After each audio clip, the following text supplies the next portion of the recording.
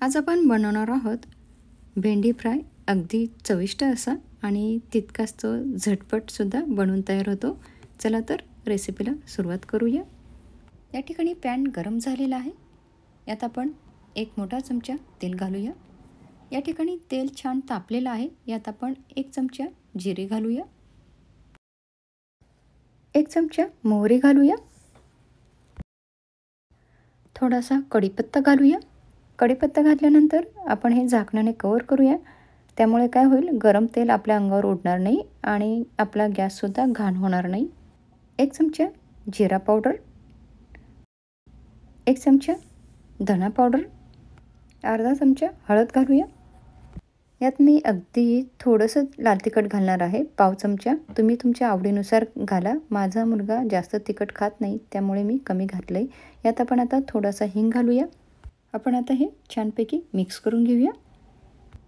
यात आपण चिरलेली भेंडी घालूया. तर ही या ठिकाणी मी 300 ग्रॅम भेंडी घेतलेली आहे. ती स्वच्छ धुवून आणि ड्राय करून त्यानंतर ती चिरून घेतलेली आहे. जर आपण भेंडी धुवून आणि ती ड्राय करून चिरली तर ती अजिबात चिकट जाणवत नाही. आपण आता ही मिक्स करून घेऊया आणि छान परतून घेऊया. या ठिकाणी तुम्ही बघू शकता ही भेंडी अजिबात चिकट अशी नाही आहे, कारण ही धुवून नंतर ड्राय करून घेतलेली आहे. त्यामुळे अजिबात पाण्याचा अंश त्यात नाही आहे आणि ही अगदी कवळी भेंडी आहे. आणि आपण आता यावरती झाकण न ठेवता अशीच ही शिजवणार आहे. तर आपण आता ही 5 मिनिटासाठी अशीच शिजवूया. या ठिकाणी 5 मिनिटं झालेली आहेत. ही भेंडी जवळजवळ शिजलेली आहे आणि त्याची क्वांटिटीसुद्धा कमी झालेली तुम्हाला दिसत असेल.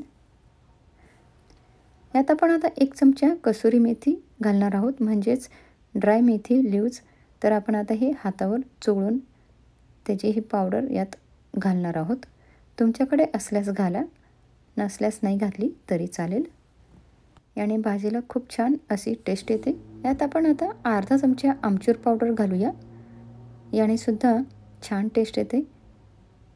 आमचूर पावडर नसल्यास तुम्ही थोडासा चाट मसाला घातला तरी चालेल. आणि चाट मसाला आणि आमचूर पावडर दोन्ही नसेल तर थोडीशी चिंच असेल तर तुम्ही चिंच यात घालू शकता. यात आपण आता अर्धा चमचा मीठ घालूया आणि हे आपण छानपैकी मिक्स करून घेऊया. तर तुम्ही ही भेंडी फ्राय नक्की ट्राय करा. खूप झटपट अशी बनवून तयार होते आणि तितकीच ती टेस्टीसुद्धा. 2 ते 3 मिनटं आपण याला अजून ठेवूया, म्हणजे ही छान क्रिस्पी होईल. या ठिकाणी 2 ते 3 मिनटं झालेली आहेत. आपली ही भेंडी अगदी छान क्रिस्पी अशी बनवून तयार झालेली आहे. तुम्ही या ठिकाणी बघू शकता. हे बघा, अगदी जवळून बघा. आपली या ठिकाणी क्रिस्पी मसाला भेंडी बनवून तयार झालेली आहे. तर आपण आता ही एका सर्विंग बाउलमध्ये काढून घेऊया. या ठिकाणी आपला हा मसाला भेंडी फ्राय बनवून तयार झालेला आहे.